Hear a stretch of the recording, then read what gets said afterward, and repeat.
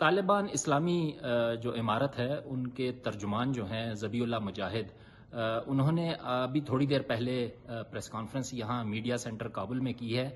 جس میں انڈیپینڈنٹ اردو کے ایک سوال کے جواب میں کہ یہ خبریں ہیں کہ طالبان نے کمیشن قائم کیا ہے ٹی ٹی پی، القاعدہ اور داعش جیسی تنظیموں کی کارروائیاں روکنے کے لیے، تو ذبیح اللہ مجاہد نے جواب میں کہا کہ ایسا کوئی کمیشن قائم نہیں کیا گیا ہے، اس کی کوئی ضرورت نہیں ہے۔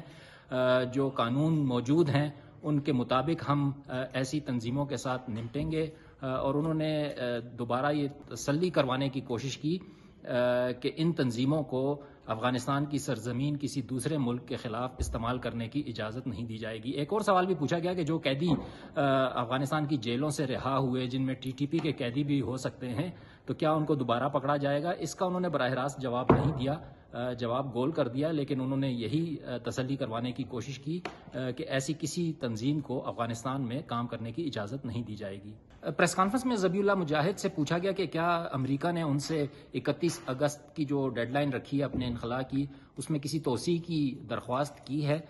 تو ذبیح اللہ مجاہد نے کہا کہ نہیں، ایسی کوئی درخواست انہیں نہیں ملی ہے، اور وہ چاہتے بھی نہیں ہیں کہ امریکہ 31 اگست سے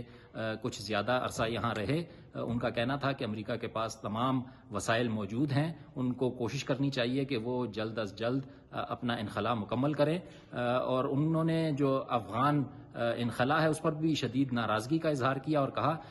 کہ ان لوگوں کو امریکہ ایک سازش کے تحت ملک سے نکال رہا ہے، ان کو ایسا نہیں کرنا چاہیے۔ اور انہوں نے اپنے افغانوں سے بھی اپیل کی، جن میں ڈاکٹر، انجینئرز اور صحافی شامل ہیں، کہ وہ ملک نہ چھوڑیں بلکہ ملک کے اندر رہ کر یہاں کی عوام کی خدمت کریں۔